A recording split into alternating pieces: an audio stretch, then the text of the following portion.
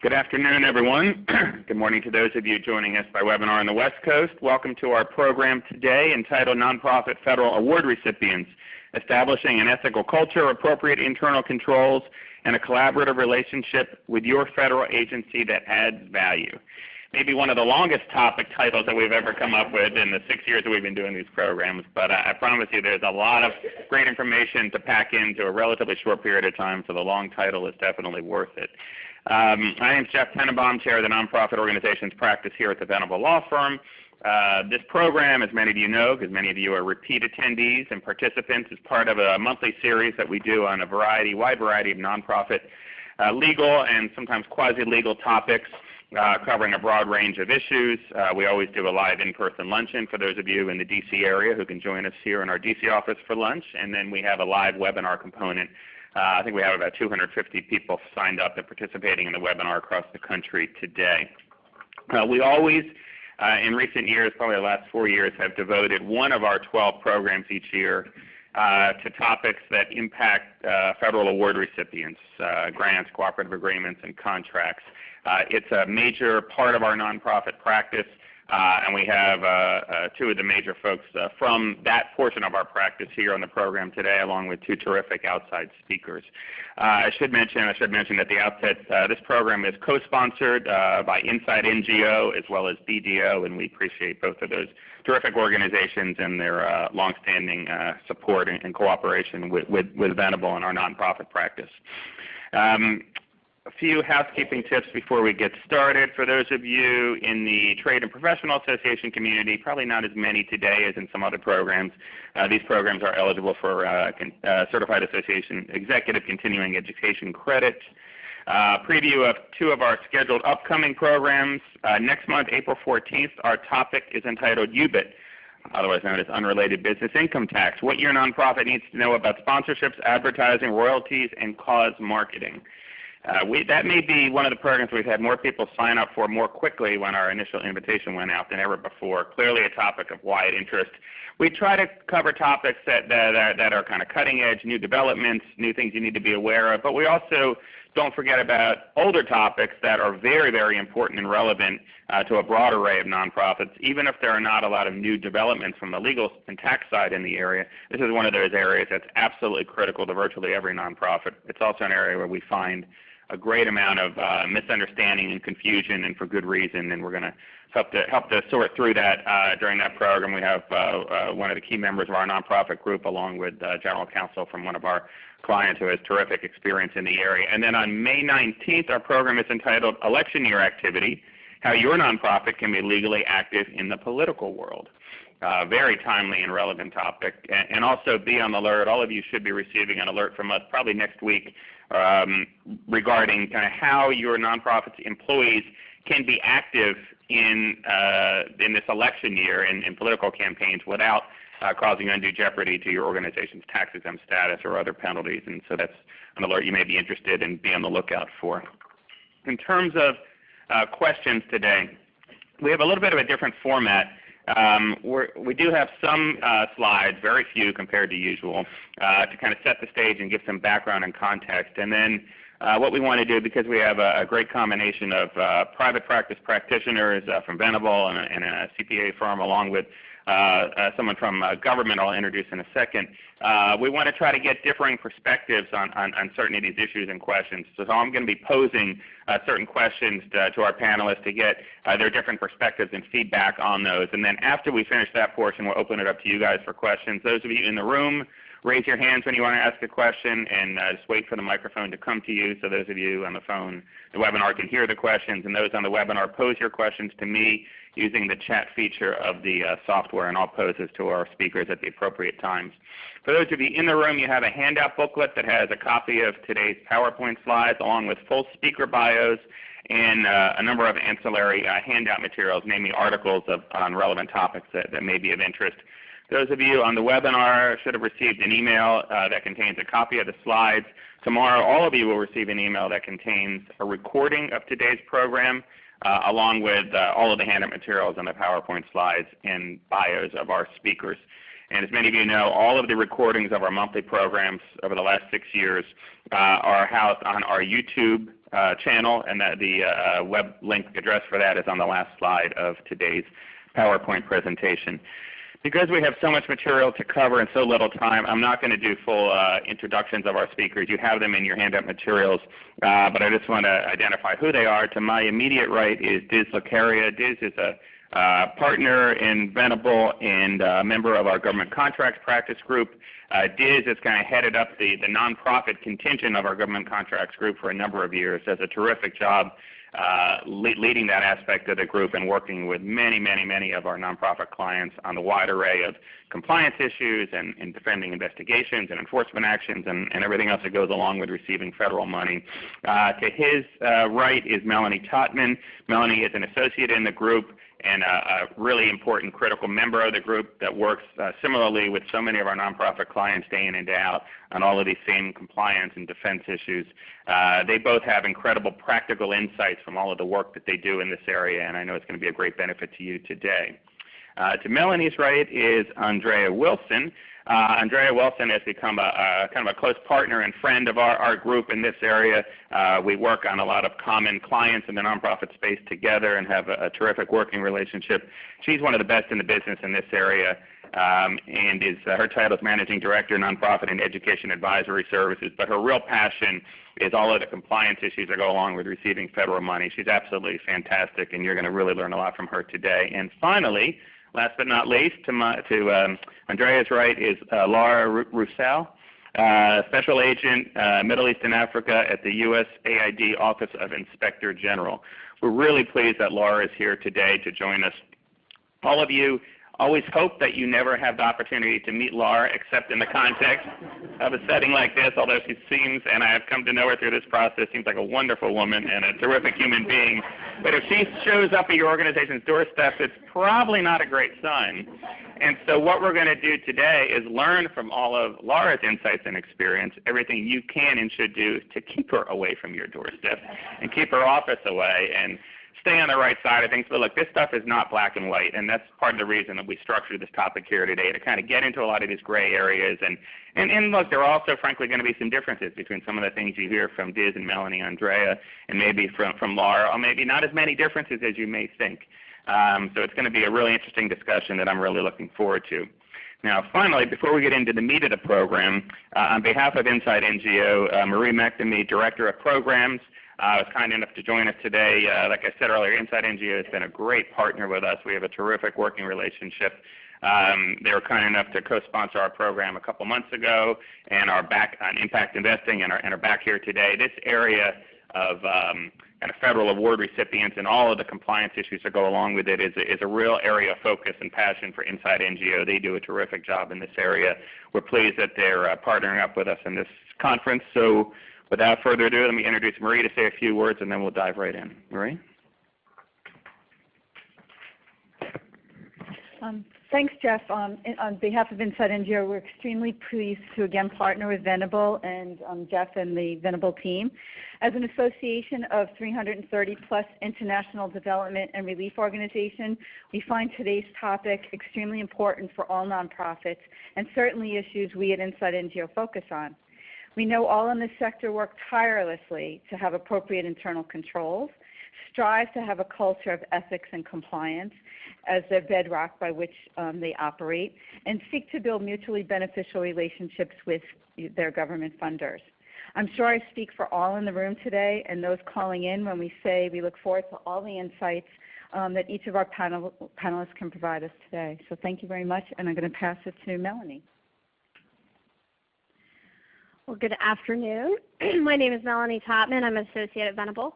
And on behalf of Venable, I want to invite everyone to take a deep breath and relax about the mandatory disclosure rule. We know it's a very anxiety-provoking topic, but our real goal here today and what we're hoping to do with Andrea and with Laura is to engage in a discussion that shows us all how we can collaborate with the government and how we can handle some of these really difficult gray issues in a way that helps us emerge stronger in our relationship with the government, more confident with our stakeholders, and just a better organization overall. So take a deep breath. There's nothing to be concerned about with the mandatory disclosure rule, and we're going to tell you why. A little bit of background before we dive into the nuts and bolts. The mandatory disclosure rule in the FAR, the Federal Acquisition Regulation that's relevant to all government contracts, was implemented in 2008. And the reason it was implemented is because Congress and the Department of Justice didn't have faith that government contractors were doing what they should be doing with federal money.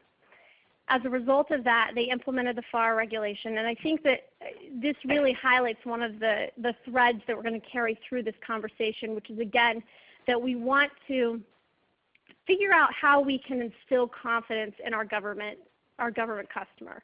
The government customer is saying, we don't have confidence that you're going to do it on your own, so we're implementing this mandatory disclosure provision that gives an incentive for you to do the right things. Now, we in this room and on the phone, we want to do the right things because we know that there's a good business case for it, and because we know that ultimately it is the right thing to do. So we're going to discuss ways that we can set up the organization to do the right things. The other thing I want to highlight before we get into the nuts and bolts is that the FAR clause in particular, and also the uniform guidance, is structured in such a way that it's coupled with the internal controls. So how do you structure your organization to do the right thing and to give the government customer confidence that you're going to do the right thing? You got to implement some internal controls, and you have to establish a culture of ethical compliance. These are the threads that we're going to kind of carry through, I think, the entire presentation. And so I just want to highlight those things before we get into sort of the nuts and bolts of what the mandatory disclosure provisions include. Okay, diving in. So in the end of 2013, with the implementation of the uniform guidance, 2 CFR section 200.113 requires organizations that receive grant funding to disclose in a timely manner in writing to the awarding agencies or pass-through entities. So if you're a sub-recipient or a subcontractor, you have to sort of report up all violations of federal criminal law involving fraud, bribery, or gratuity violations potentially affecting the award. So there's a few things to note involving this, and we'll get into some of these details in greater detail later on. But you have to timely report, and we're going to discuss what that means in writing. So you can't just sort of like tell Laura, hey Laura, by the way, like we think this is going on. You have to make a formal written statement, and you want to do it to the right person, which again it sort of depends on what agency you're looking at, whether it involves a grant or a contract. And you want to report criminal violations that affect the federal award. So that's your requirement. We'll get into sort of best practices that may go beyond that, but that's the nuts and bolts. A failure to make the required disclosure can result in a number of actions, and we all sort of know the termination, withholding, but they also include suspension and or debarment.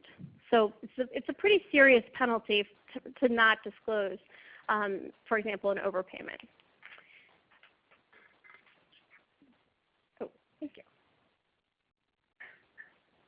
Now this uniform guidance provision is actually remarkably different than the FAR provision. And we're going to talk about the FAR provision because some of you may have government contracts, and also because it helps us to really understand our obligations under the uniform guidance by comparing it to the FAR. Under FAR 52-20313, you have to, again, there's the timely requirement, report in writing to the agency OIG. So in this rule, it tells you exactly who you're supposed to report to, with a copy to the contracting officer, so very nuts and bolts specific.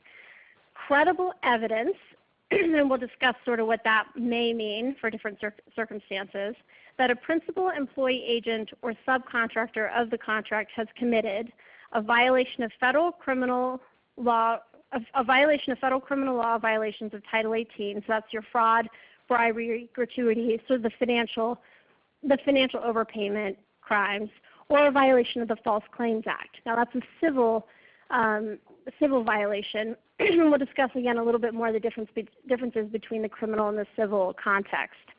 The preamble to the rule provides that credible evidence is the standard intended to allow contractors the opportunity to conduct a preliminary examination of the evidence before deciding to disclose. specifically what the preamble said, this came out again in 2008, is, well, what does it mean to timely disclose these violations, particularly if they're civil violations? Sometimes it's very confusing. When do we have to disclose? And what the FAR Council said is, there's no requirement to disclose until you have credible evidence, which suggests that you will have an opportunity to review the evidence, to determine whether or not it's credible, and then to make the proper disclosures. So,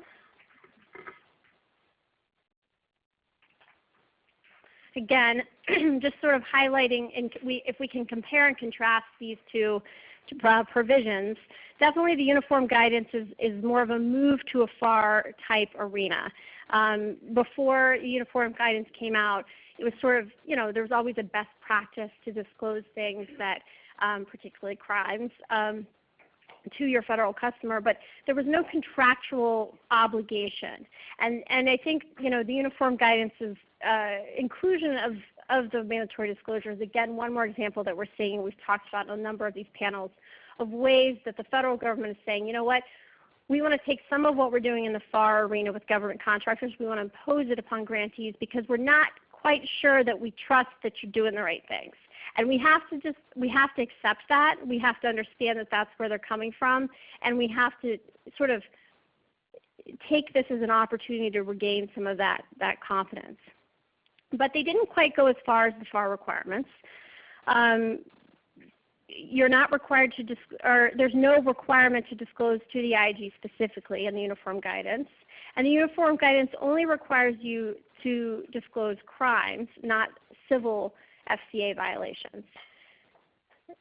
So what does all of this mean? And we'll get into some of the compare and contrast, and I'm sure we're going to be looking to Laura to provide us with some best practices for USAID and the government in general. But what it all means is it depends very much on what the funding instrument is, who you're working with, and how you're going to instill confidence in the government customer again. Because again, going back to my initial statements, everything we're doing is geared towards getting us more money, more awards, being a contractor and a grantee that the government really wants to work with, because they know when they give us the money that we're going to spend the money the way we said we were going to spend it. We're going to spend it in compliance with federal regulations.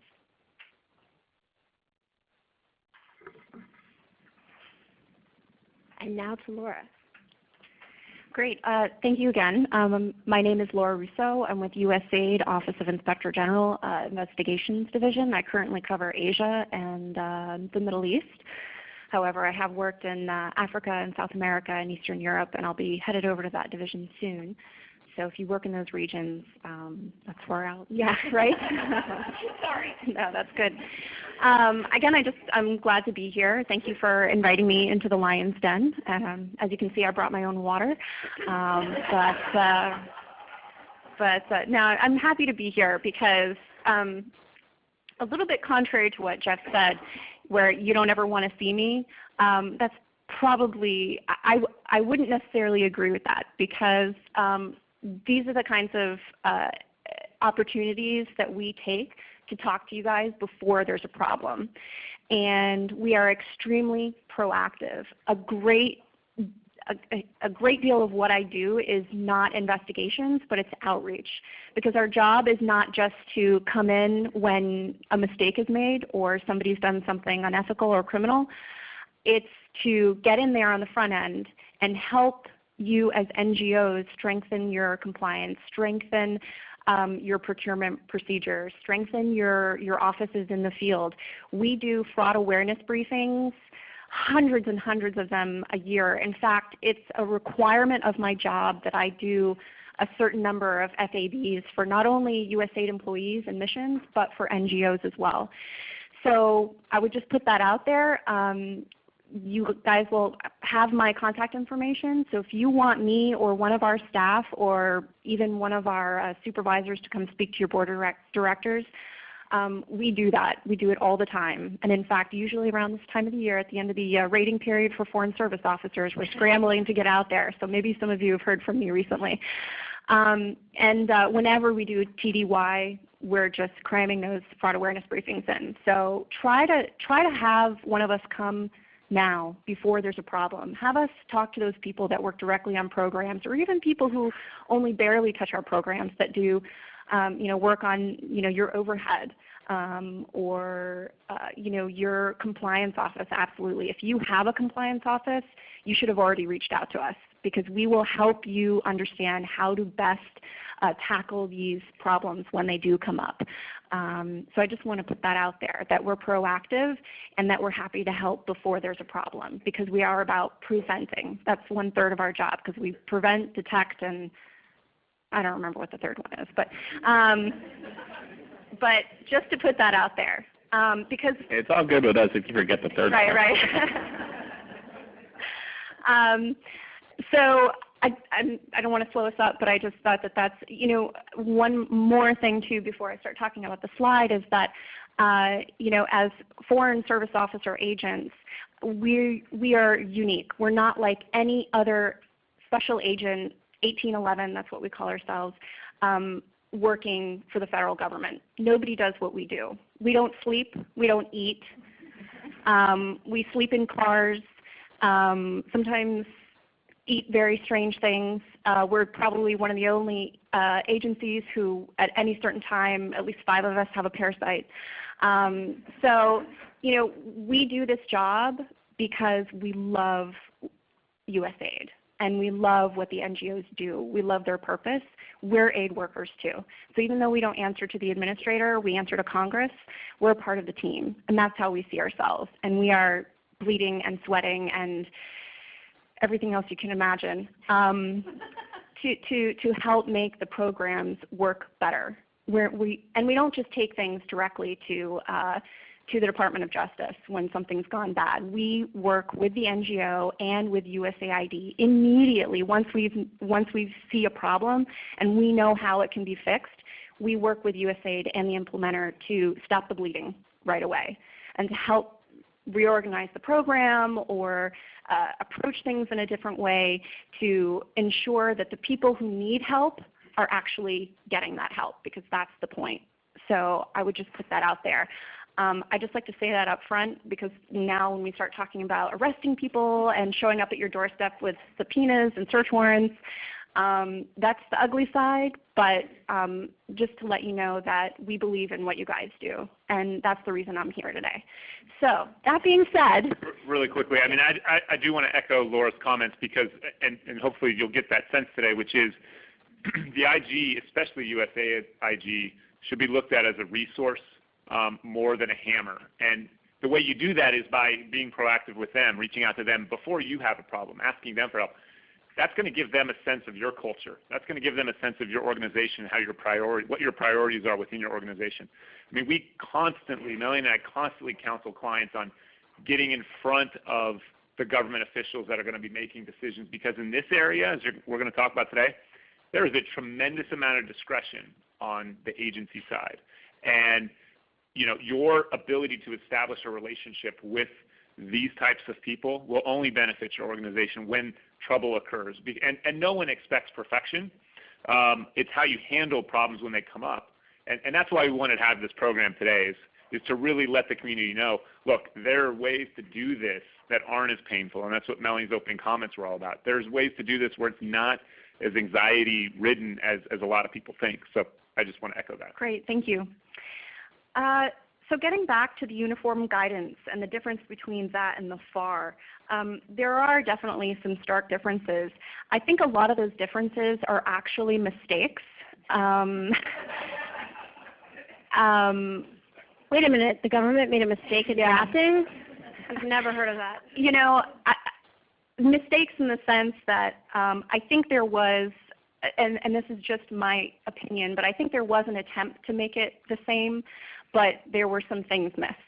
So, but we are, I'm a part of, or our agency is part of the Grant Fraud Working Group, which is headed by the Department of Justice, IG, and we all meet, I think quarterly at least, to talk about these issues, because we're all faced with this and the difference between the two mandatory clauses.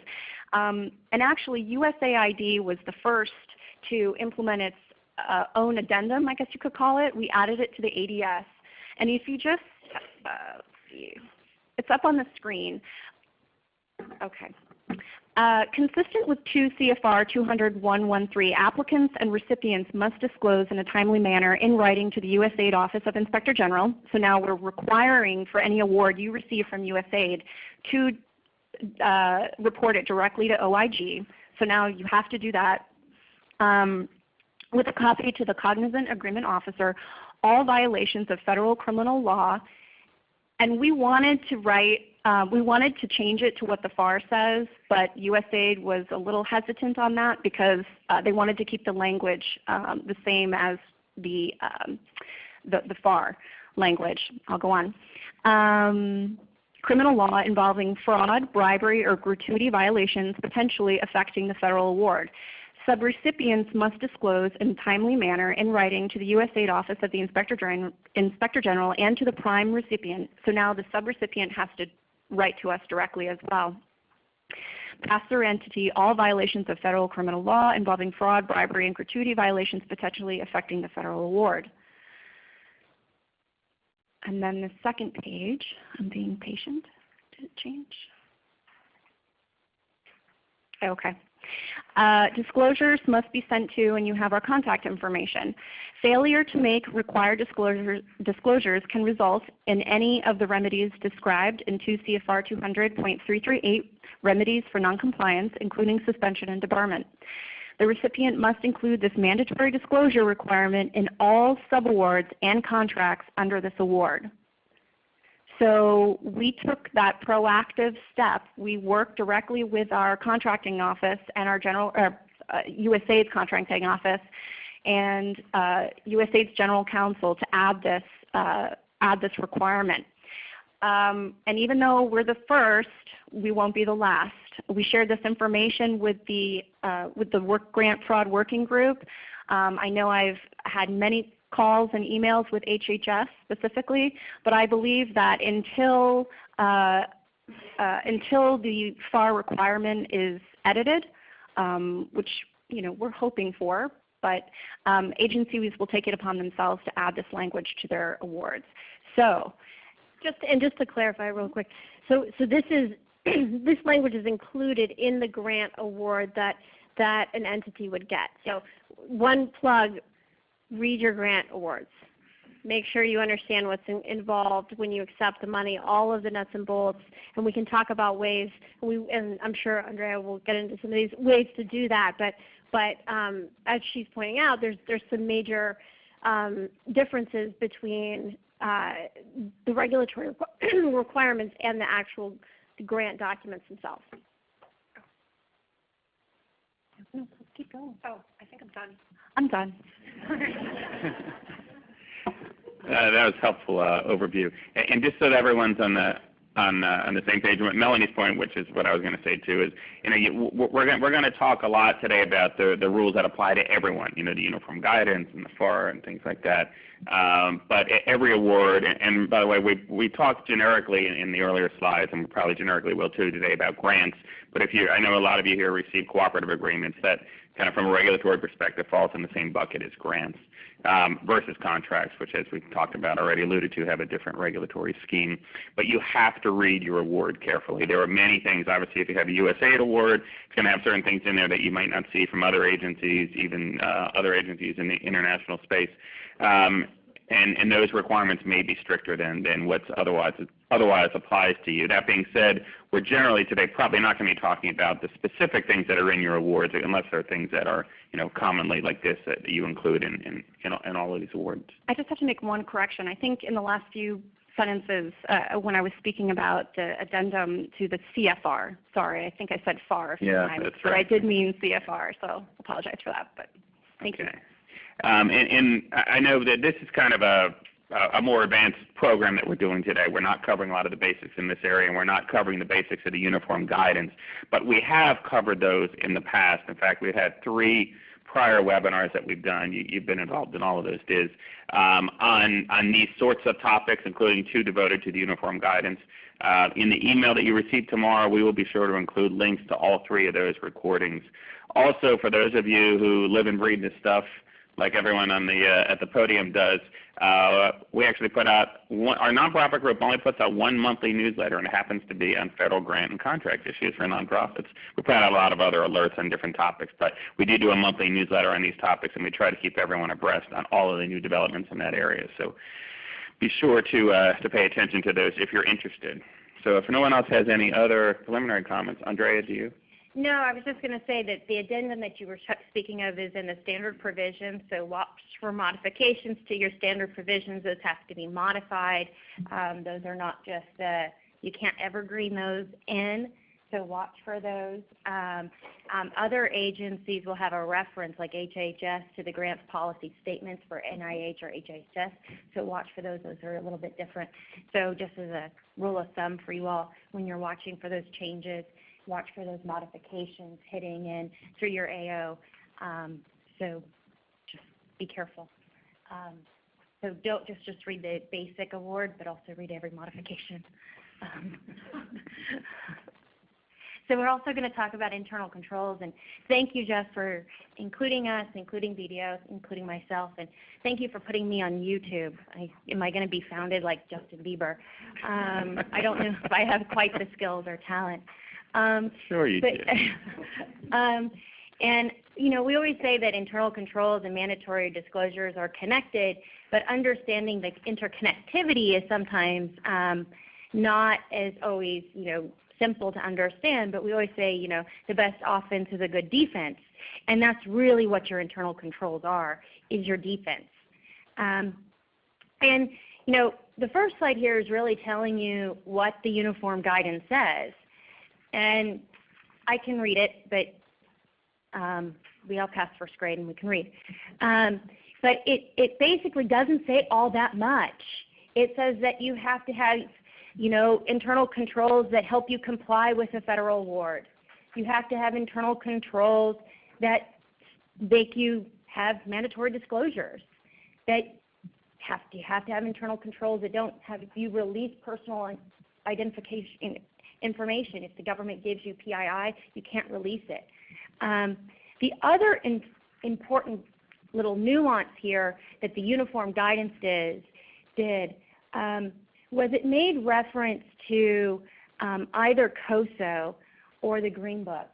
And when the COFAR, which is the council that developed the uniform guidance, they were very careful to use the word should.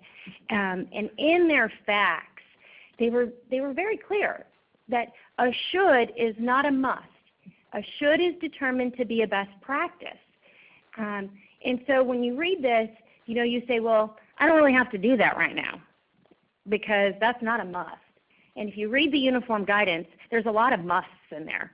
And so I must do subrecipient monitoring in a whole new way. I'm going to have to do procurement after the waiver period in a whole new way. I'm going to have to do mandatory disclosures. So you kind of put that in a sort of, I'm going to do that a little bit later because as a non-federal entity, right, as a recipient, I have a big, long to-do list. There's a big train moving. I have programs in how many countries. There's a lot of employees, and that is hard to do. I'm seeing some nodding. That's always good when you're talking. And so how do we do this? And what's interesting when we saw the A133 compliance supplement, and if you're not an auditor, that's okay. They're not that cool. I'm not an auditor either. It's okay. There's a section in the audit supplement that talks about how auditors are going to evaluate your internal controls. And they struck it. And they said, evaluate your internal controls based on Green Book or the COSO framework. And so there is this huge disconnect between what the COFAR and the uniform guidance said and now what auditors are required to look at. So I don't really have a good solution for you. I'm just basically pointing out this huge problem. But there is a solution, and I am going to give you a solution. I'm just teasing. So what are good best practices in internal controls? And the slide's going to catch up with me, I promise. We always say you're going to have to document and design your internal controls to fit your personal circumstances. Evaluate your risk profile. I build internal controls and I do internal audit and I do process improvements for a living, right? I can build internal controls like Fort Knox, but you're not going to be able to operate, and you're definitely not going to be able to operate in a USAID environment, right? That is just not realistic. You can't do programs in Haiti, in Pakistan, in Iraq, in Syria.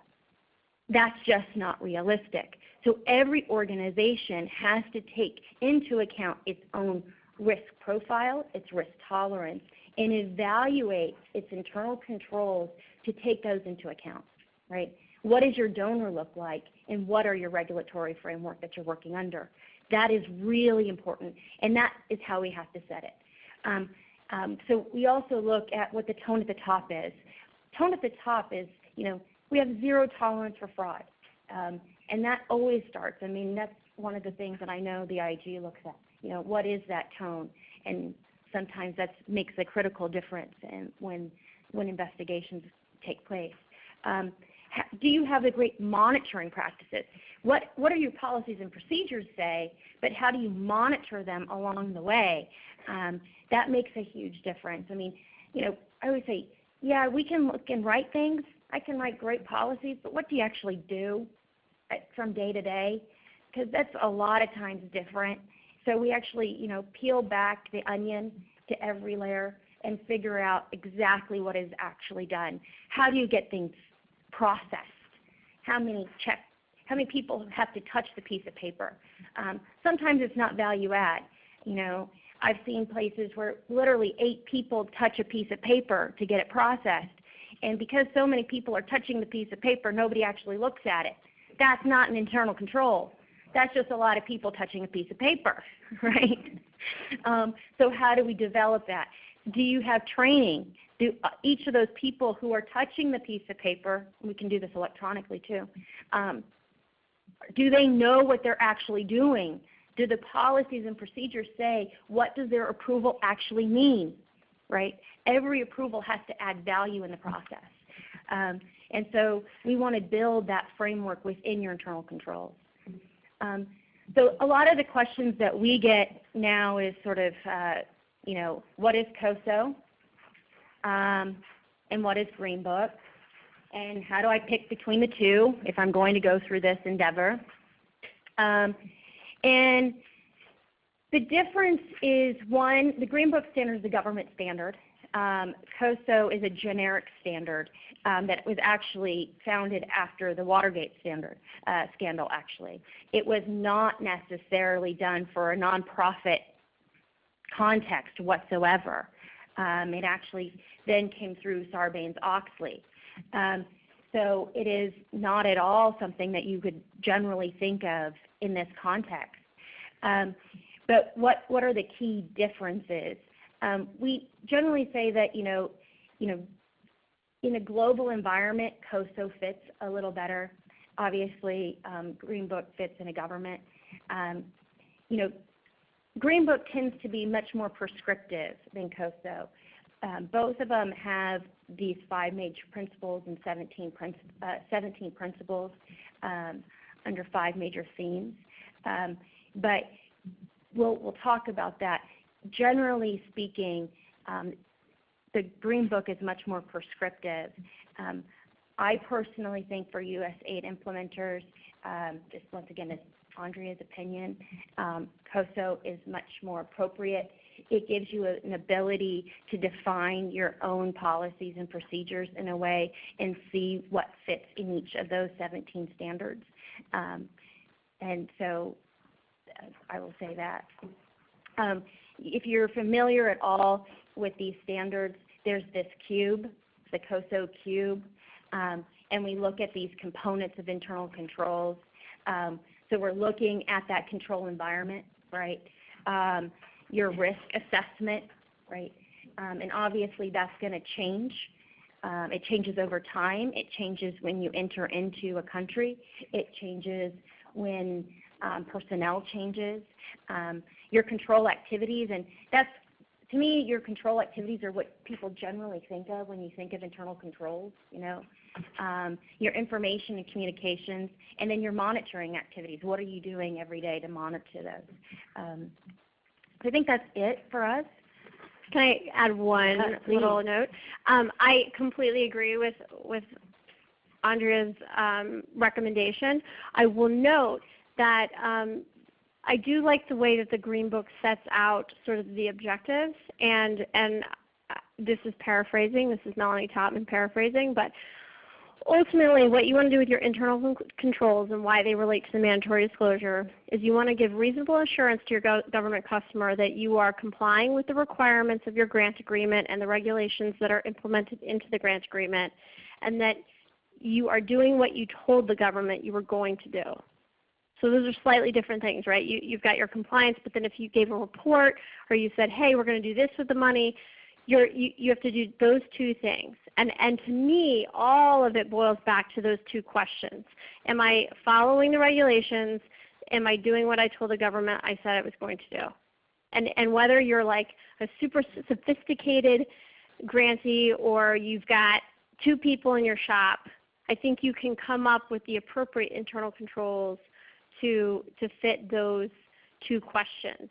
The reason they're important for mandatory disclosure is because if one of the answers to your questions is no on any of the subjects, that's when you have to consider whether you need to make a mandatory disclosure.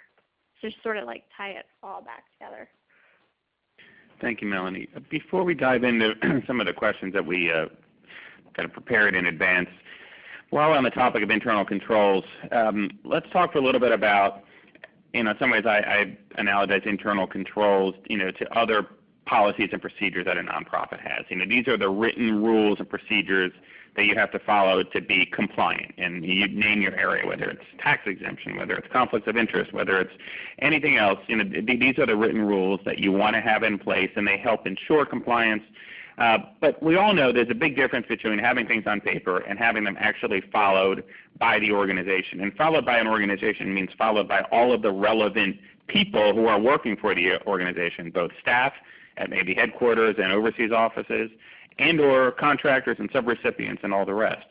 And one of you was referring earlier to kind of a culture of compliance, and I know that Tiz and Melanie and Andrea and I note all the time, some of the clients that we work with really have a terrific culture of compliance, starting at the top but really going all the way down. And for instance, they'll bring any one of us in to do staff trainings and all sorts of other things to really help instill that and give really practical guidance and examples and answer questions to help instill that guidance and kind of bring these internal controls and other compliance policies and procedures kind of to life within all aspects of the organization. And frankly, some, and no offense, I know some of the organizations here have a terrible culture of compliance. In fact, you guys would probably be the first to admit it, and you're probably trying to change that in your own organizations. And then there's, of course, a lot in between, and you get new people coming in, and some are better than others, and you get subrecipients, some are better than others. And so with all of that being said, I'm not telling anyone anything you don't know. But what are some kind of good practical tips and suggestions for kind of bringing these internal controls to life and really making them real and digested and bought into and absorbed by all levels of the organization that in the end will help protect the organization because you're going to greatly minimize risk? And then, of course, if something bad does happen, it's going to make Laura a lot less angry at you because she's going to look at all and say, well, you guys really did everything you really could to try to create that culture. Something slipped through, and then we get to the issue of when does something have to be reported, which we'll talk about more in a few minutes. But before we get to that, any good kind of tips or suggestions for doing that? Any of you? If you don't mind, I'll jump in first, but I'm sure everyone has something to add to this topic. But I think Andrea noted a couple important aspects, I think, which is tone at the top. And Jeff and Andrea both said, it's one thing to have documented policies and procedures, and you can have a Cadillac of a system. Does your top-level person even know what that is? Do they even have a sense of what your, zero-tolerance policy to fraud is? Do they come to the trainings? Are they a leader in that it's practice what you preach. And tone at the top is absolutely critical to that, because if the person at the bottom is expected to make sure that they're accountable for every paper that goes through their hands, they pass it through, they know what it says, and they've verified it. If that person at the top doesn't care, then why would the person at the bottom who's making a fraction of the salary of the person at the top, why would they care? So that, I just cannot ever stress that enough, that tone at the top is absolutely critical to that, and it's not something you put on paper. It's something that person and that group of people show. They show up to these trainings. They're the ones in the front row. As Jeff mentioned, we've done trainings in some organizations. There isn't anyone above middle management there. Other organizations, in the front row asking questions is the top of the organization, and that's how an organization really establishes it, that every person sees that, the president of the organization is there, and they're asking questions. They're not dozing off. They're not stepping out to take a phone call. They are prioritizing this training and this topic. And that really, if there's one thing that I would say, I would absolutely stress, tone at the top, and it's not something you put on paper. Yeah, and even, I'll let you guys add more, but even on the topic of staff trainings, not all trainings are the same. I see some organizations where they just have kind of a PowerPoint presentation that employees are required to go through and then click on that they've read through it, or they have to watch some really boring recorded video by some attorney that's like putting you to sleep after the first 5 minutes. Not this presentation. No. God, I hope not. But the ones that, at least that I have seen or been involved in or heard about that are the most effective, have some kind of live component in person and or often by video conference, to loop other people in satellite offices and around the world, and that are really kind of drill down into the practical, into real life examples that people can really relate to. I mean, honestly, we could talk all day about the principles in the uniform guidance and CFR and all of this other good stuff and Green Book and whatnot, but unless you get into real life practical examples and then take on real questions and give real practical answers to those questions, those are the trainings that have been most effective. And there's a lot of different areas that you can and should do them, and you need to do them on a regular basis and kind of build it into your culture, and then have resources where people can go to on staff to get answers to those questions, and of course sometimes have outside resources that you can tap as well. One anecdote, because Jeff and I did a training similar to this a couple of years ago for a client. And the client came back and said, man, my phone won't stop ringing. I'm getting emails. They all have questions about your training. But 2 months later, the person came back and said, but you know what? It made us better, because it got people talking and actually thinking about it. When people, I know it's a trouble to deal with all the questions, but that's what you want. You want the folks in your organization asking questions, understanding not what's written, because everyone can read, like Andrea said. It's really understanding what's behind it. What are we trying to accomplish with this rule? Why are we, this internal control, what are we trying to accomplish with it? You can check the box all you want, but it's actually looking at the goals and whether it's effective in reality, not just on paper. The only thing I'd add is that it's just good business, right? We're all operating with limited budgets. We're nonprofits, right? And so we want our program dollars, and even if they're government-funded program dollars, we want it to feed kids. We want it to put, uniforms on those kids in Kenya. That's what we're here for. And what internal controls do is make sure that, A, that you're around to feed more kids, and B, that you have more dollars to feed them at the end of the day. And so that's what good management does. It's just like if I'm building an addition to my house and I get 3 quotes and I make sure that contractor is, reputable and isn't going to take away my money after I do a deposit, that doesn't mean I'm a horrible person because I vetted somebody. That's just good, sound business because I care about what's going to happen to my house because I earned the money, right? That's what internal controls are really doing. It's just making sure that you have tight controls over your ship. Because whether or not it's money that you got from a donor or you earned yourself, it matters. Because what you do matters. You care about the results of your organization, and you want it to be there. Because, too many Lauras knocking at the door, no offense, sorry, we're just going to keep going. Go. You knew you were going to be part of a lot of jokes. Sorry, it's just too easy. your organization cannot be there. We work with a lot of organizations that have had a lot of troubles, and nobody wants to be in that position. And the best remedy is just to tighten up the controls. Now, bad people do bad things, right? There's always going to be fraud and things like that. But that to me is, the distinguishing factor between, the whole ship falling down. Yes, it's exactly true. Fraud is going to happen. It is happening. People will take advantage where there's opportunity. It's guaranteed. It's not, whether or not there is fraud. It's how do you handle it, essentially. And that's where you build your, the confidence between you and your donor, and you and whichever OIG that you're dealing with. This is a little bit, out of my lane. I don't set up controls, for NGOs. We do, give offline advice. We don't, because we're just fact finders. We don't tell implementers what to do. We don't tell USAID what to do. We tell them what we've identified, and it's their job to fix the problem. However, I can tell you just from experience of doing probably more than 100 fraud awareness briefings over my career, and I can't even count the number of interviews I've done from board of directors, head of compliance, and I'm talking about small NGOs, and I'm talking about NGOs with 4,000 employees, talking to CEOs, and I'll tell you, if I come to a fraud awareness briefing at a large NGO's at a large NGO office here in DC, let's say, or New York or LA or wherever, and the head of the organization doesn't show up. He or she is just too busy.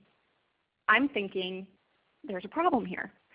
If the head of compliance doesn't come, I'm thinking there's a problem here. If the general counsel doesn't come, because that's the person that's giving these entities a lot of advice, I'm thinking there's a problem here. And rest assured, weeks or months later, sometimes hours later, because there are people in the audience who are desperately, needing somebody to talk to about the things that they're seeing, it all comes around. If the organization doesn't want me talking to their board of directors, I know there's a problem.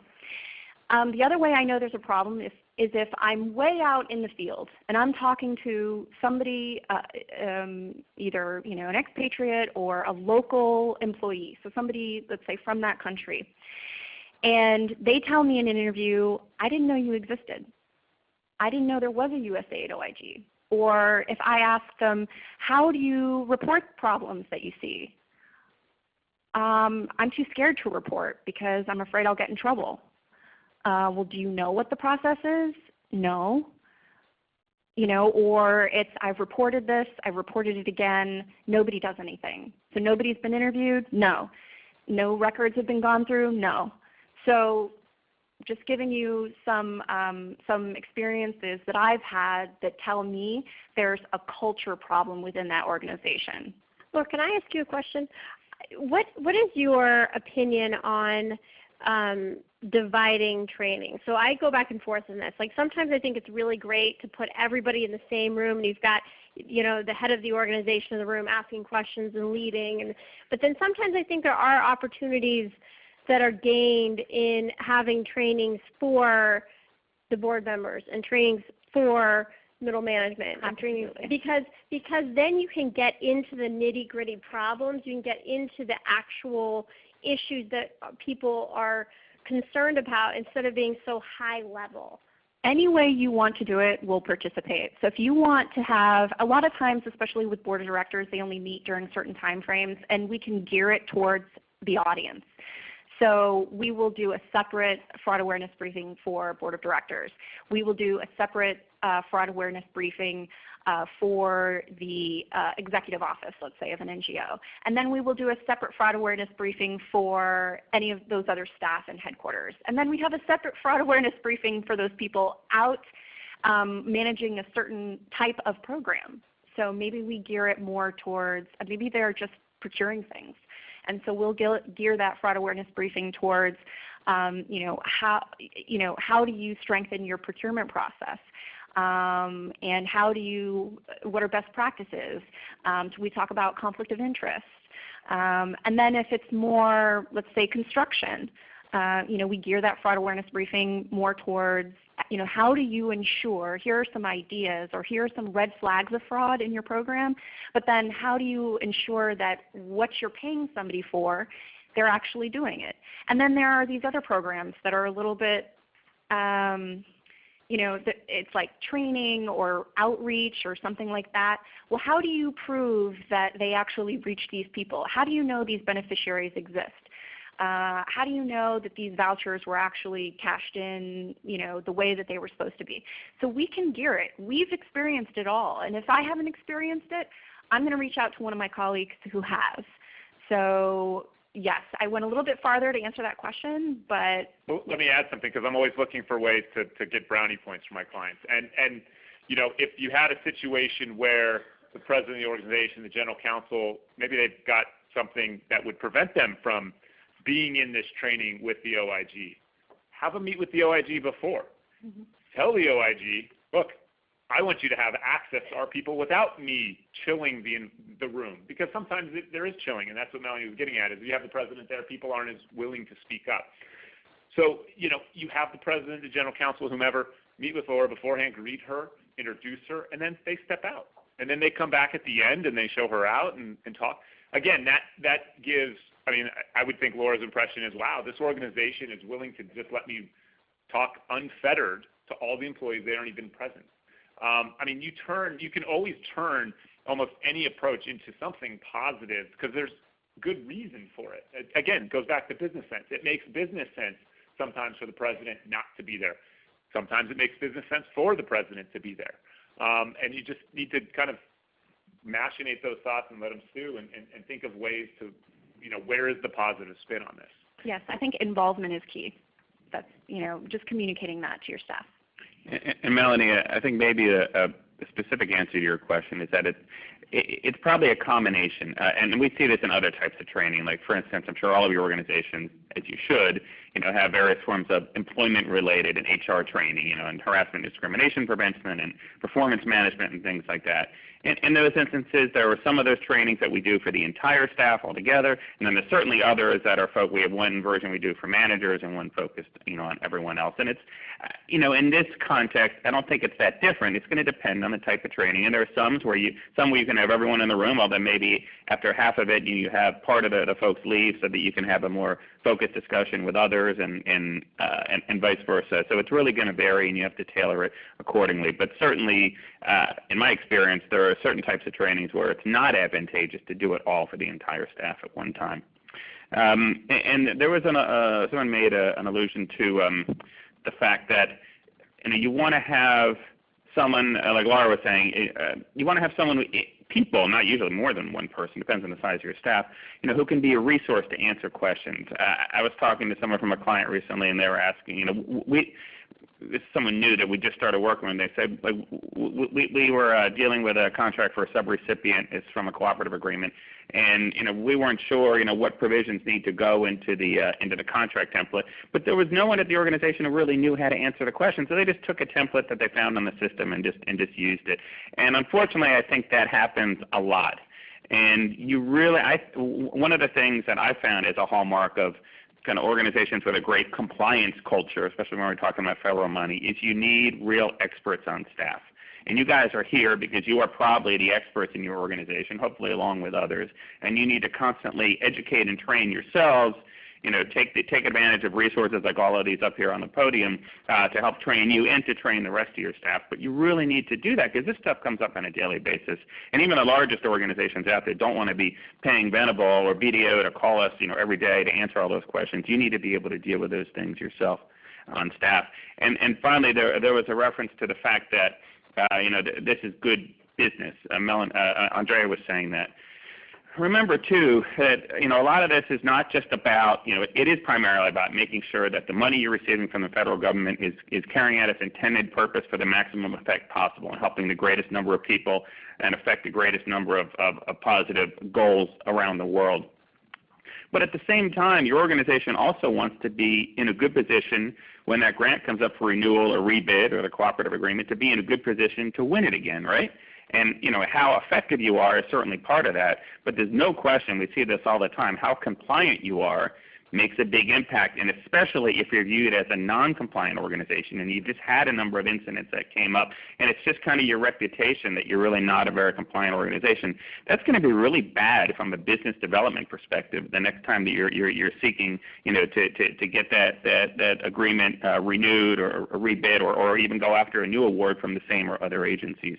So it's really good business development as well.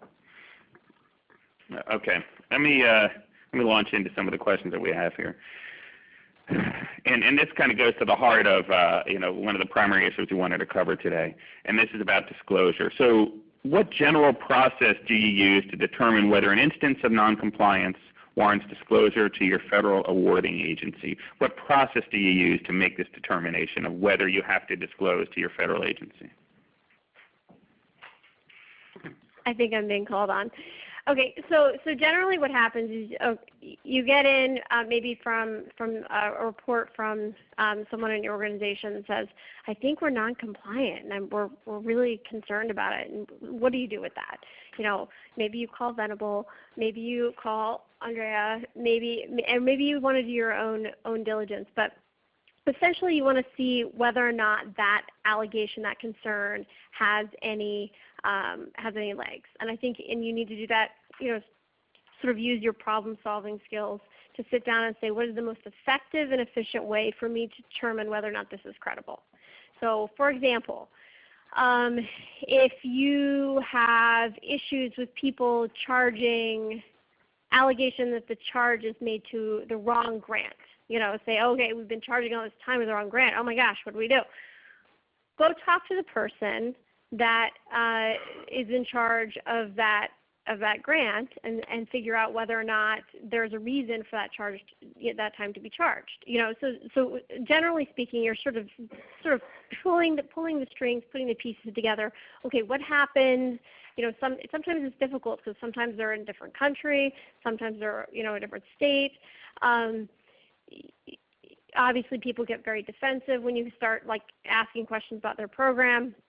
I think you can do it in a very cooperative spirit, but you're just trying to figure out, is there really an issue here? Because sometimes there's not.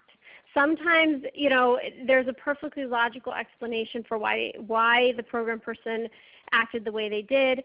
And I would personally say, and maybe Laura will disagree, that if in the instance that you receive an allegation, you don't want to just pick up the phone and call the IG immediately. You want to understand what it is you're looking at.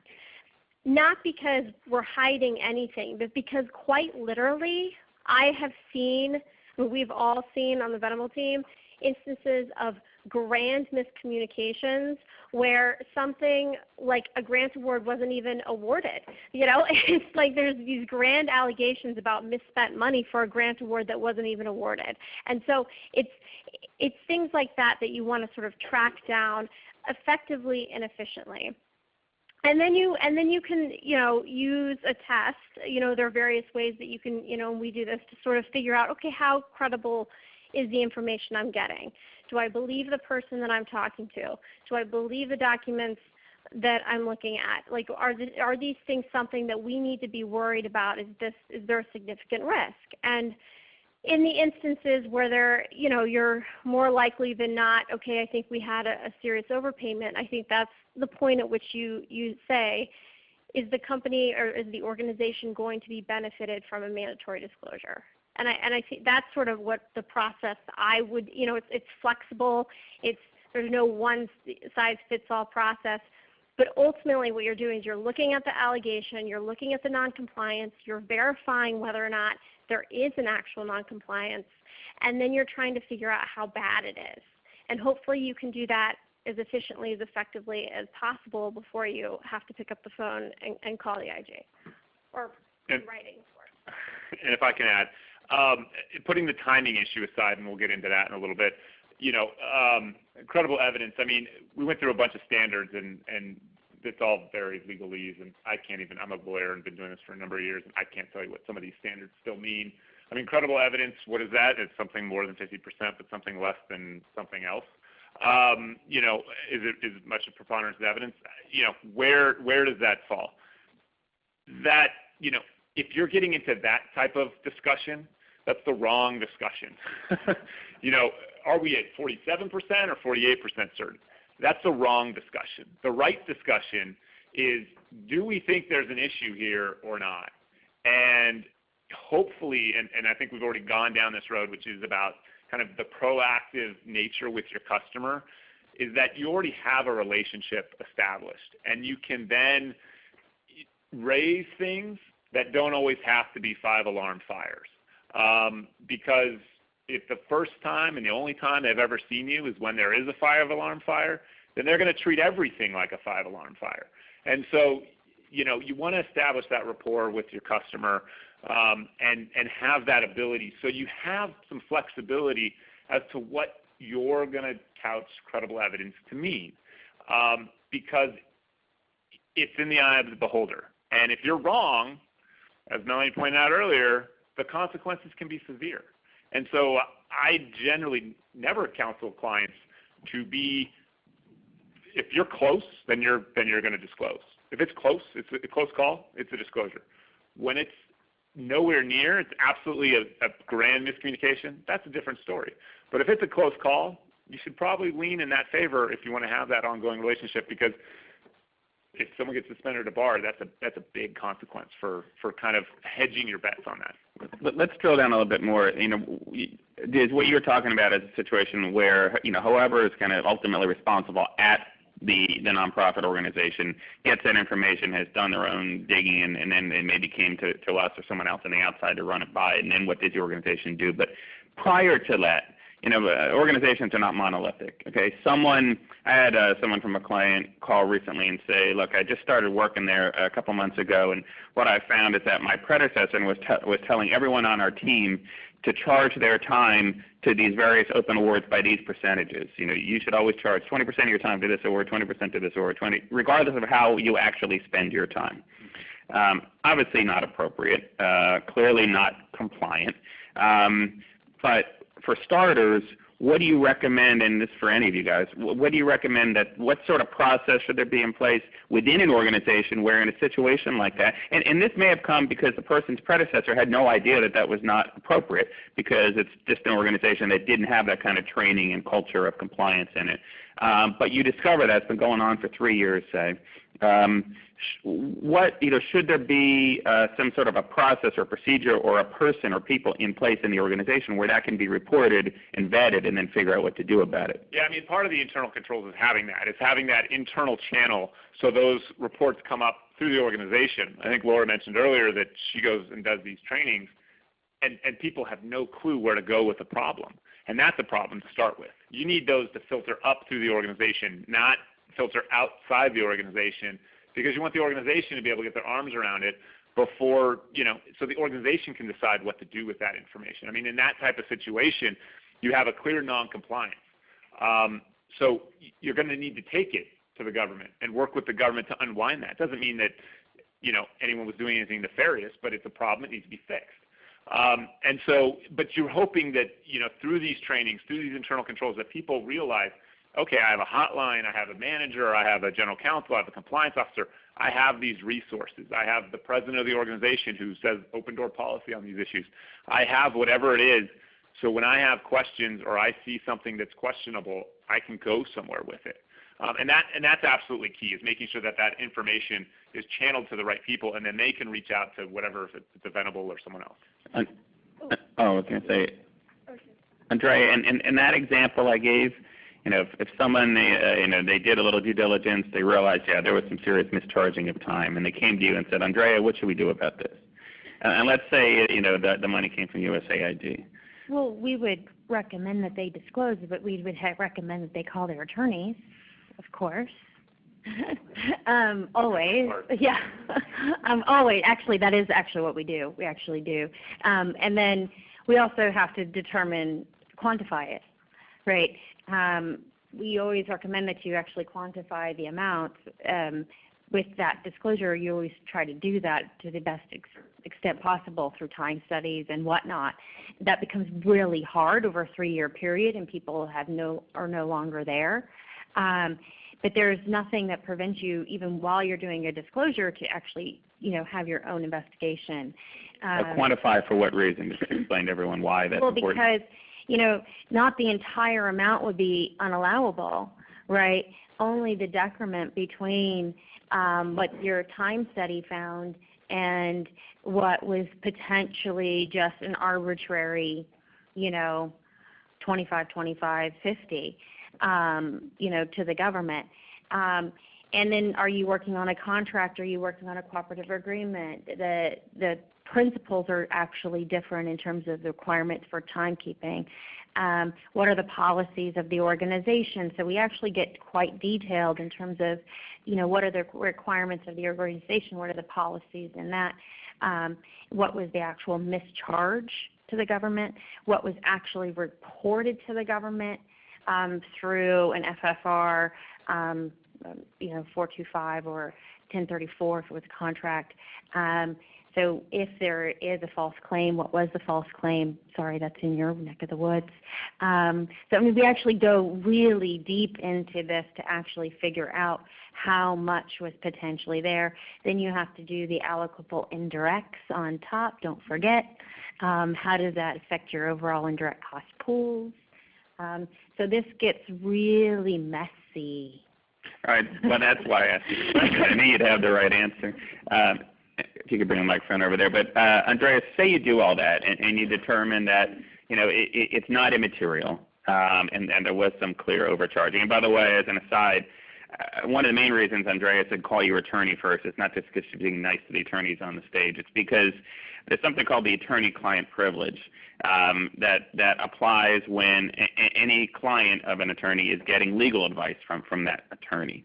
And whenever a client is getting legal advice from that attorney, that's covered, assuming the privilege is not breached by disclosure to outside parties, that all of those discussions are privileged and protected and cannot, generally speaking, disclosure cannot be compelled, even by a subpoena from a government agency or an inspector general's office or congressional committee or a state attorney general or anyone else, or in private litigation as well. And when an attorney or attorneys are directing that investigation, even when they often bring in someone like Andrea to help on the financial and accounting side of things, all of that can be protected because in the end of the day, you want to evaluate the end of our research and Andrea's research and figure out, okay, how bad is the situation and what should we do about it? And you're not necessarily going to want to disclose everything you found to the government. Yes, there are certain things almost certainly you are going to disclose there, but it doesn't mean you want to disclose your whole investigation because you may have discovered other practices or even maybe policies on the books that were improper but never really had a truly negative impact on the government, so it doesn't rise to the level of disclosure. But you don't have that option, because if USAID OIG comes in and they start asking for things, if you're not protected by the privilege, you got to give it all to them, everything that you found. So with that as background, Laura, I want to get your comments on all this. I'm sure we all do. I agree. I disagree with most of what you just said. Again, I'm here to just help you guys. So here, this is all based on real life experiences that I've had over my career. But I'll just touch very quickly on one thing that you said about wanting to quantify. You want to see, okay, how much are we potentially on the hook for? If that's your very first question, then I have an issue with that because most likely there's an underlying fraud. There's somebody trying to steal. And if your first question and your first objective is to quantify how much you might be on the hook for, that tells me that you're more worried about a bill of collection than one of your staff members being corrupt and the potential effects on your program. How did it affect whether or not we were able to help people? That's just my 2 cents on that. I think you do need to quantify. That's very important. But if you're taking the step to quantify how much potentially got lost, then you already know something got lost. And how come we weren't called? And that's going to be my question when I'm reading through your emails one by one. Sorry. And also, you know, it's one of those things where it's you know, what is your objective? But two, in a lot of those cases, at least in my experience as an investigator, the NGO is scrambling, you know, during that time to figure out how much they're on the hook for. In the meantime, you know, the staff that did wrong is either being let go or is resigning, or, you know, contracts are being you know, if contracts are coming to a close, they're being let go. We don't have the opportunity to interview those staff. We don't have, you know, the opportunity to review their emails. A lot of NGOs clear out email files once somebody leaves because you don't have storage, which FYI, we consider those official records under the award, because if they're communicating about the award, we consider that records for the award. And also, you know, what ends up happening is there's so much going on, and the NGO is trying to figure out what's going on, and in the meantime, other people are picking up on this, staff members, people who were let go, and guess what? The OIG hears about it before you're able to tell us about it. And that immediately starts a process of us not being able to simply investigate the allegation, but having two investigations.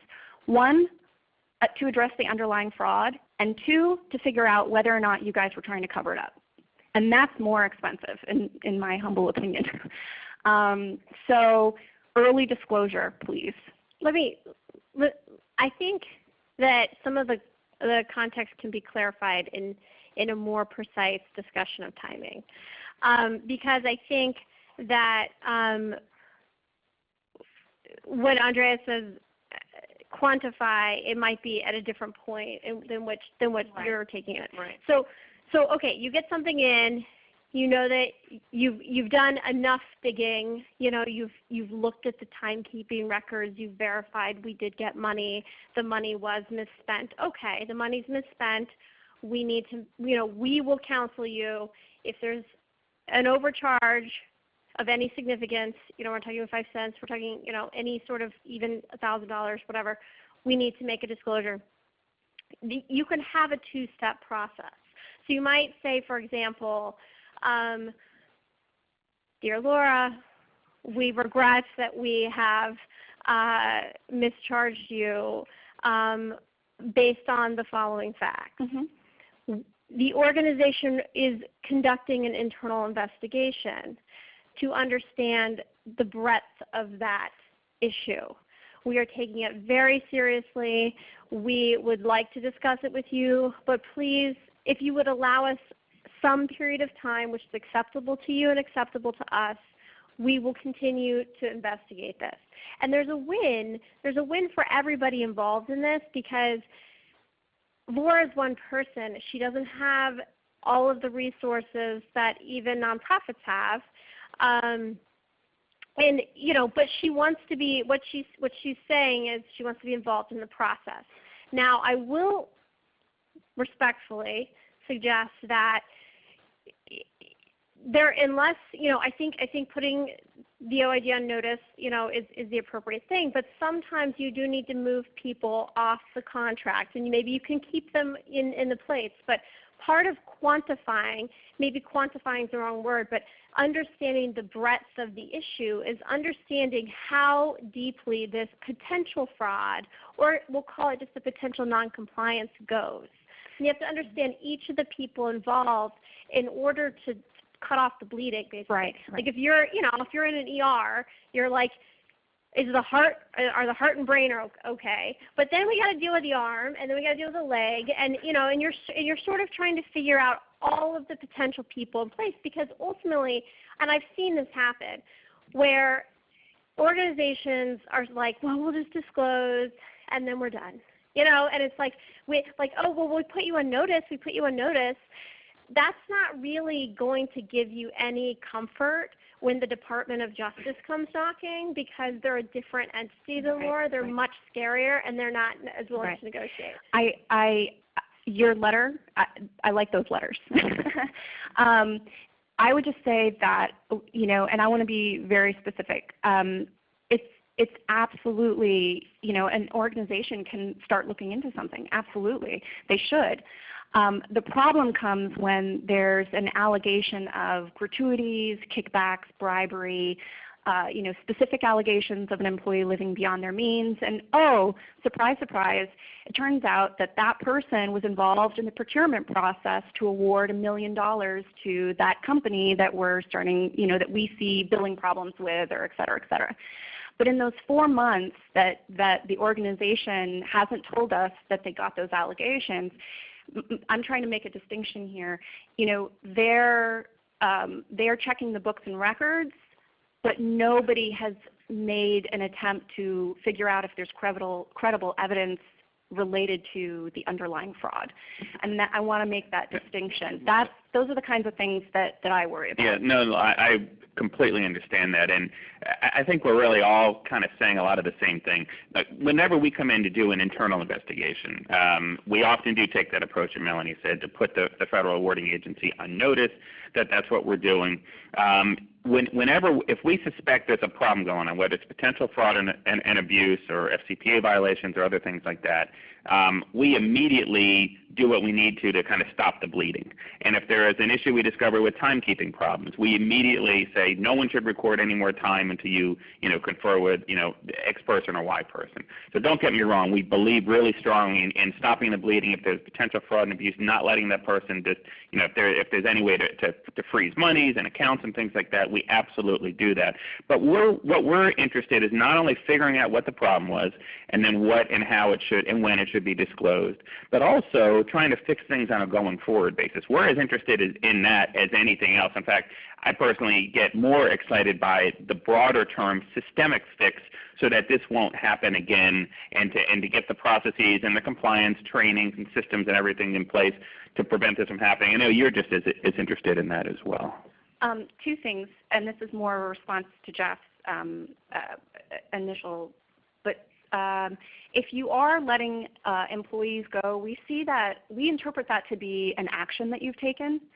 So if you've taken that step, like I said, we would like to know. We would like to know at that point, because we want an opportunity to address the underlying fraud. We want an opportunity to interview these staff before we let them go. That's one thing. It's just a perpetual problem that we're dealing with, and so I put that out there. And then two, with respect to general counsel, it's very frustrating for agents when there's an agency or an organization, has a compliance section, they have auditors, they have staff, but they send their general counsel out to do the investigation. And then they're interviewing employees. We don't get to see their notes or their write-ups. They're documenting what they find out in reports. They claim that those reports are privileged. That makes our job more difficult. And whether or not it's legally privileged, it doesn't seem like cooperation to me. So I would just put that out there. You have your obligation. You have your opportunity to do that, and that's your prerogative. But I would just advise that you have someone other than your general counsel do the investigation, so that the information that you collect on whatever you're looking at can also be shared with us. And as far as finding other problems and that then being able to be turned over to the OIG, I don't see the problem with disclosing everything. I only see how that could help you rather than hurt you. But that's why I'm here. That's why I'm in the lion's den, to provide that other perspective. And this is one of those classic, we knew we were going to have them, we got to agree to disagree moments. Yeah. In fact, we have a number of folks in our group who are former congressional investigators and investigators from State Attorney General's office who work with us in our practice here. And they're the first to always recommend that the attorneys conduct the investigation, not for the sake of burying things and hiding things. And we're generally, big fans of full disclosure. But we've also found how you disclose things, how you package it, how you put it in the broader context makes a big difference in how it's viewed by that federal agency or congressional investigator or whoever it may be. But again, it's just an agree to disagree. But we do have someone who's been waiting patiently to ask a question here. Well, you finally touched upon it. Actually, I was going to ask, especially in smaller organizations, who does conduct that investigation? Who do you suggest? I mean, it seems like I would want to call outside counsel, give Venable a call, but also if you're just doing some of that preliminary, who does conduct that investigation? Should you have a team? Should it just be your general counsel? I mean, I suggest you just have somebody that doesn't have a personal stake in it, somebody not involved in the day-to-day operations there, or who may work in that office. Have somebody from the outside come in if you have that opportunity. But the other thing I would suggest is make a disclosure, write to OIG and say, or ask for a meeting and say, listen, we have this issue. It looks pretty serious. It's a serious allegation. We know it is actually one of our employees. We know it is, a program that we actually implement. We know that it could, if true, it could potentially affect USAID. We want to look into this further. But how do we do that? We're not investigators. And then we say, okay, let's figure out a plan. Why don't you take these steps and get back to us? Why don't you talk to this person or look at these records? We help you put together an investigative plan, because most implementers, even the huge ones with thousands of employees, don't know how to find information to figure out if it's true. And when they do have that information, they don't know whether or not it is evidence or if it is proof, or we see these investigative reports, and I am not exaggerating when I say they went out, they asked the subject if they did it, the subject denied it, nobody provided anything in writing, nobody provided any proof, it's unsubstantiated. So we're not happy with that, obviously. And then they get 4 more allegations like that over, a 6-month time period, let's say, and still, well, nobody gave us any proof, or, they didn't put anything in writing, or they just made the allegation. What are we supposed to do with that? How could they know that anyway? And then, an auditor goes out and, sends out a questionnaire to companies that are colluding and says, are you colluding? No. Okay, well, I couldn't substantiate it, so, and I'm not exaggerating here, but that's why we're here to help, because we are the investigators, we're the experts. We make mistakes, of course, I'm not saying I'm the greatest thing, but we know how to put together an investigative plan. We know how to help you. And I am just one person, and I can't investigate everything, but I'm not going to ignore you. I'm not going to not meet with you. I want to ensure that everything gets investigated the best it can be. So even if it's that, a general counsel wants to come to me and say, well, I'm going to do this. I don't care what you say or what advice you give me, Laura, but I'm going to do this. But how do I do it? And I'm happy to help. So I'm a resource. Yeah, I mean, I would add on a bunch of the points here with respect to privilege. I mean, there are ways. I would think that to kick off an investigation, absolutely should bring in counsel. There's a whole host of reasons to have privilege attached aside from USAID. And so, it gives the entity options that it wouldn't otherwise have. Now, you may waive the privilege, and that's perfectly acceptable. There are absolutely methods and ways to thread the needle to where Laura ends up with all the facts and information that she wants, and you still preserve privilege. At the end of the day, my experience with IGs have been they don't have a lot of resources, so they do rely on you to do a thorough investigation. What they don't want to see is a bunch of smoke, and then you say, oh yeah, there's no fire. Well, show me there's no fire. It's like 3rd grade when you were learning how to creatively write. Don't tell me, show me. And that's what our job is to look, and Andrea's job is to look deep and see, is there really an issue? What is the root of the issue? And explain all of that and support that, not just with my statements, but with documents and information and interviews and people. So Laura walks away thinking, wow, that organization really looked at this, took it very serious, looked at it thoroughly. There was no fire, or there was a fire, and they put it out completely, and they put fences around it so there's no fire in the future. Wait, just to add on to that. So on Laura's example of kind of that investigation, the example that you gave, you asked someone, did they do it? They said no. Okay, close the books, we're done. obviously that's a terrible investigation, and we are not at all advocating for that type of investigation. In fact, in most of these situations where there's money involved, there's financial issues involved, we as lawyers don't feel equipped, and we're not forensic accountants. That's why we always call Andrea, to come in and do the forensic accounting investigation, because she and her team know how to ask those questions and how to check with vendors and how to do all this other stuff to detect whether it's fraud or embezzlement or just sloppy practices or bad instructions that were given to staff or contractors or whatever the case is. So we are not at all advocating that sort of investigation. But look, it's everyone's going to approach these things differently. We're definitely going to agree to disagree on the role of counsel. But regardless of which approach you take, one thing I think we all agree on is establish that line of communication early and often with OIG. It's really important, and it's going to guarantee you it'll help the situation at the end of the day, no matter what. No, and ultimately because OIG does have, limited resources, what I was talking about was we want to quantify things, not because we're trying to hide it, but we want to make sure that ultimately the proper credit is given to the federal award, and we're counting everything. So what is the magnitude? What do the actual investigators, either internal or external, however the organization determines to do that?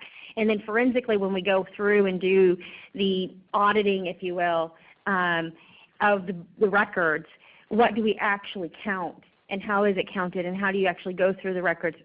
How far does the bleed go, and how does that impact the federal awards? And sometimes it affects the indirects. It affects actually all of your federal awards. So how far do the disclosures go? And that's why you bring folks like us in, because that's what we do. So we actually help you determine that, and we work with counsel in saying how far is the bleed. And that also shapes the disclosure as well. We typically always advise, follow your lawyers. They'll tell you when is the proper time to disclose. I'm not an attorney.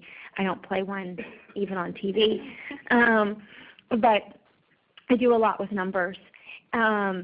And so we also, and a lot with the regulation. So we always try to make sure that we're working collaboratively to, because that's going to change. Sometimes when we go into the numbers and into the figures, we actually see the disclosure changes because you keep digging. So let's kind of build on this theme of when is the right time to disclose, and what does Laura and her counterparts, what do they consider to be timely disclosure or not timely disclosure? As you can already see from this discussion, there are no black and white rules in this area. There never will be. I'm generally a fan in any kind of governmental investigation or any kind of internal investigation that's going to lead to a government disclosure of doing kind of disclosures on a staged basis and providing information on a staged basis. The more that we can provide, the sooner the better, without question. But usually for reasons like Andrea just said, we need to get a handle on the entire situation. They usually take some real time and some digging. And I've always found that when you provide a more complete and thorough disclosure, and when you couple it with assurance that you've fixed the bleeding and that you've fixed this systemic problem like I was referring to either, and put in broader fixes and systems in place to prevent this kind of stuff from occurring in the future, it's always better received by the government investigator. But any of you guys want to comment, or maybe Laura first, on kind of the timeliness issue? Or maybe put the flip side, what would you consider to be an example of a situation that clearly does not constitute timely disclosure and potentially is going to trigger more of an adverse reaction on your part? Sure. I can think of a few examples. One I kind of mentioned before, but where you're constantly getting allegations about a particular office or particular employee, the same kind of allegations, and it's a smoke but no fire, kind of instance, and things are falling through the cracks. If you're not tracking things that are coming in, complaints that are coming into your compliance office, then that's going to be an issue. And if we start investigating whether or not you take these allegations seriously and whether or not there's a cover-up, we're going to see those things in your correspondence and so forth. I'm trying to think. If you cannot support expenses, so you're an NGO and you find out a year later that you can't account for how $500,000 went out the door, and you're for months and months and months trying to figure out, the records are a mess, that means that you have a charge that's unsupported. And if you take years or months to figure out how you spent that money, then you're essentially making a false claim. Granted, it's civil, but and there was allegations of the procurement staff or some staff being involved in too close a relationship or conflict of interest or accepting gratuities or whatever, but you're so concentrated on, where's the documentation, months, years, that's obviously not a timely disclosure. And then we're going to have to start investigating whether or not you were in compliance, whether or not you lied during an audit, about there being problems, and then you have to pay $11,000 per false claim, and it just gets ugly, and it makes a lot more work for me. Laura, what about the situation though which we see more often, you're using a lot of examples about fraud and embezzlement and even deliberate cover-ups or deliberate kind of turning a blind eye, and that certainly happens. And by the way, as an aside, I forgot, we've done 2 of these webinars on detecting and preventing fraud and embezzlement in nonprofit organizations, terrific programs.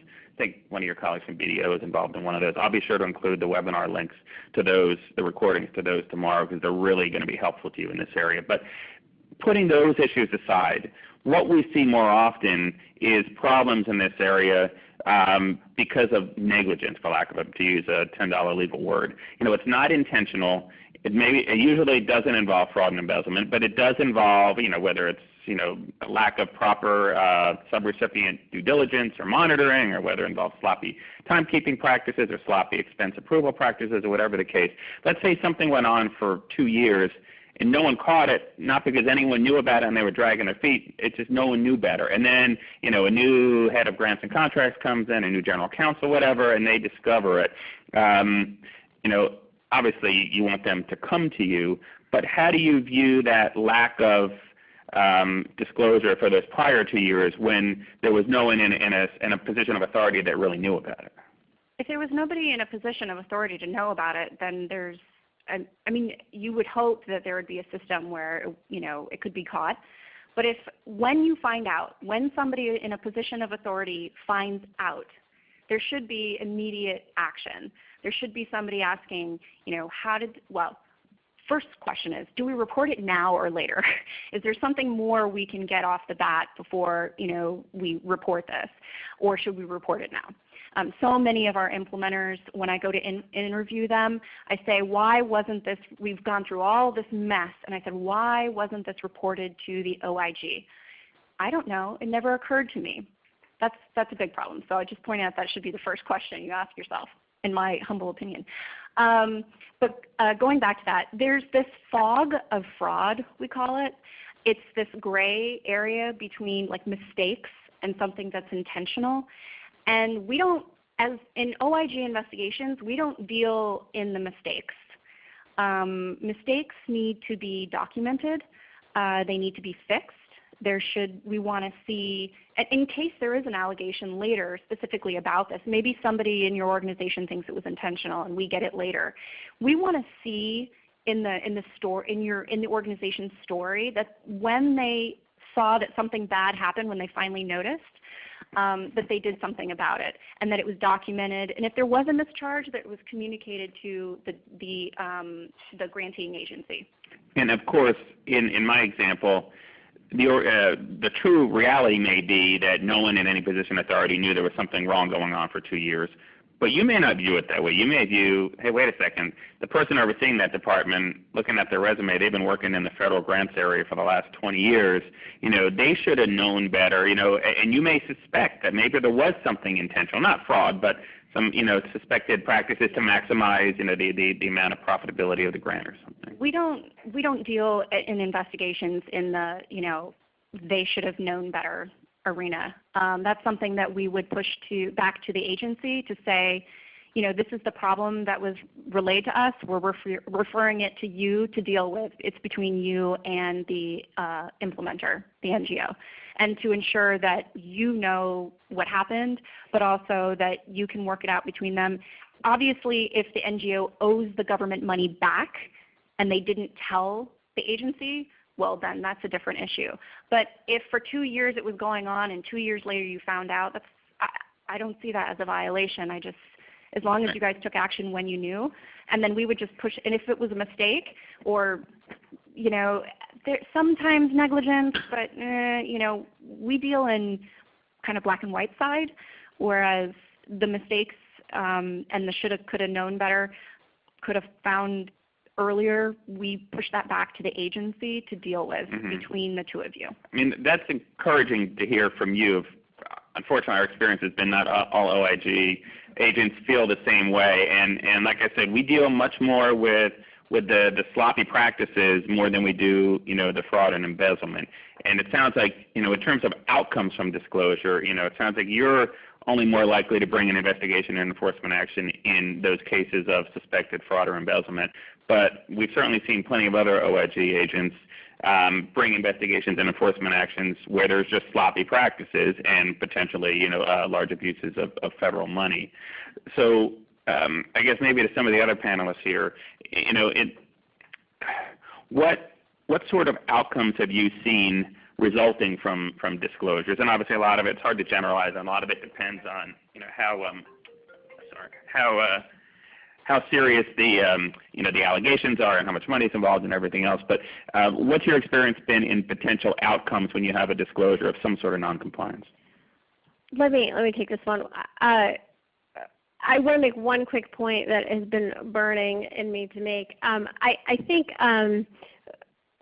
the most important thing you can do for your organization, and I'm speaking from an organizational standpoint, not from the government standpoint, and Laura's fabulous and wonderful at her job, but the most important thing I think you can do for your organization is to find a person that will be the person that's in charge of calling some of these balls and strikes, and to be the person that gets out in your organization, that is the face of sort of like, hey, you have a problem, please come talk to me. Make sure that person is not part of the program, is sort of, a person that is objective, but also a person that is highly regarded, well-respected, and supported by management 100%. And I think that is, if you can have that person involved in your government relationship, then they can call some of these balls and strikes. They can pull the trigger when it's really appropriate on disclosing to the government. Now, I have had only actually positive stories for mandatory disclosures, and I don't say that, I say that really seriously. Like, I've never had a mandatory disclosure go poorly. Like, we've disclosed, Susan and I have disclosed pretty broad-reaching non-compliance issues before, and it's always been fine. We've disclosed issues where we had a pass-through entity realized that a subcontractor was in pretty substantial gross violation of the federal requirements and in a real monetary way, and we gained immense credibility with our IG officers by making that disclosure relatively quickly, and by saying, look, we weren't involved in this, here's what we know, we're happy to help, we're happy to give you any documentation that you need. I think the disclosure, the timing, it all sort of depends on the facts. And so, again, back to my get the right person in place, because that person can can speak for the organizations, can speak for all of the competing interests in the organizations, and can speak from a perspective that's also, trying to maintain the government relationship. Let me just add briefly, again, going back, though, one last point on Laura's point on mistakes. Make no mistake, sorry for the pun, if you let those mistakes go unaddressed, now you're talking something that Laura is going to be interested in. So while she may not be interested in the negligence mistakes at the outset, if you don't address them, if you don't deal with them with the agency, now you're talking about, now I know we have money that we didn't spend. That is a huge issue, and now she's going to be all up in your knickers. So make sure that stuff doesn't go unaddressed. That's my only point there. On outcomes, I mean, Melanie's right. I mean, our outcomes have always been positive. Now, that means there's medicine to be taken. There usually is when there's fire because there's a problem. But Again, it's all about, and that's the whole purpose of this panel today, it's all about how you deal with the IG, how you deal with all the other government officials that might get involved, suspension and debarment. You know, there's medicine to be taken, but there's a way through the thicket. Because at the end of the day, the government values what you all do, and as long as you're trying your very best to do it right, at the end of the day, they're not going to throw the book at you because they need you. They want you on that front line, and they need you on the front line. So there's a way through it. It's sometimes painful, but there's absolutely a way through it, and it just matters about how you do it, whether it's cooperative, collaborative, transparent. Those are really just key factors. And one other thing that I've always noticed, and I've been involved in a lot of various types of federal and state governmental investigations, and often taking the lead on those, is that there's personal relationships involved, right? And when I say that, I mean there's human beings involved in these discussions. Obviously, there has to be written disclosure, but that's followed by human communication. And one thing I've always found important, I think it's in part why I've had a lot of success in leading and resolving investigations and enforcement actions and IRS audits and lots of other things like this, is you need to establish a good rapport with the government investigator or enforcement official where they trust you. And that's kind of the most important thing. You need to be honest, and it doesn't mean, at least from my perspective, that you're going to disclose everything. But if there's something you're not disclosing for now, you should say that, and you should say why. But you're going to once you've further investigation. But developing that level of trust and credibility with the government, I found is absolutely critical, and it's been invaluable to me when it comes down to the end and negotiating that settlement, to making that work, or getting the investigator to say, okay, we'll give you a little more time, we promise we'll get you something in 2 weeks, that sort of thing. But Laura, I'd like to hear your experience with that. For those of you that are on the phone, by the way, I think everybody will agree here that 90% of what's being said by the other panelists, I'm shaking my head up and down, and yes, I agree. So just so you know, yeah, I agree with both those last speakers. I mean, this is a kind of a funny way to say it, but it's true. You do need my confidence. There's a difference when I start looking at these cases that come to me, and by the way, I can't remember a case that I've gotten that actually started with a disclosure. So that tells you something. That tells you something about not to be mean, but yourselves. We're not getting enough disclosures. But some of the ones we do, you guys we're letting you work. So I guess that's a good sign. But a lot of times we're finding out about things through other avenues, and then we go to you, and it turns out that you knew all along. But we don't like to see that. But there's a difference in when I'm having fun investigating one of these cases and when I'm happy. I'm happy with just being happy. That means I have trust. There's just a flow of information. You guys are giving me what I need. I don't have to ask twice. I don't have to worry that I'm not getting the whole picture, but that you're parsing my requests. But then there are the fun cases, and you don't want me to have fun, because that means that I've hooked onto something and I'm not letting go. And most of our agents are like that. Don't make it fun.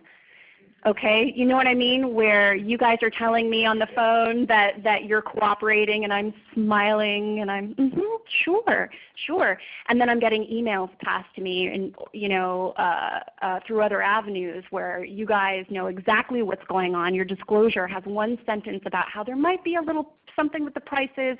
Meanwhile, there's a 6-page document I'm getting from somebody else that lays it all out, and that you absolutely know what's going on. And you're discussing amongst yourselves how you're going to play this and how you're going to explain it so that you owe the least amount of money back and things like that. So don't make it fun. I know some agencies. The last agency I worked with, Department of Justice, we issued subpoenas for everything. We didn't just ask. We issued subpoenas. So I can't speak for all agencies. I know it's different. But with USAID, we are different in that we will just ask for records. We won't do a subpoena off the bat. So if I have to do more work, which means pages and pages of summaries to my IG so that she can sign it, and then I have to create this appendix with, and lay out everything I need, and it's all formal, and then I have to deliver it in person or whatever. That in our world means that you're not we're communicating to you that you're not being cooperative, because we don't like to do subpoenas when we don't have to, because we're entitled to those records per the FAR and the CFR. Just a heads up. But that's probably also a good indication that I'm having fun, that we're all back at the office going like this. So it's not just the investigation. Not that we want to see NGOs fail, but if you're bad and you're not cooperating with us, we don't want to do business with you. Well, we don't want USAID to do business with you, or we as taxpayers, don't like what's going on. And we wouldn't do the job if it wasn't fun. So, but we want to concentrate on that individual who's done bad and put your organization in a bad place. But don't compound the problem. Don't compound the problem by playing games. And when you're playing games, when you're parsing words and you're looking at the FAR and the CFR and you're thinking, is this, is that, what's the definition of is? That's a bad sign. Don't compound the problem. I don't know. That's my two cents. That's true. So as we wrap up here, I think there's one lesson that we're all going to walk away with, which is don't let Laura have too much fun. Laura, Andrea, Melanie, Diz, thank you very much for a terrific presentation today. Thanks all of you for sticking around for an extended program, and we hope to see you back here next month. Bye.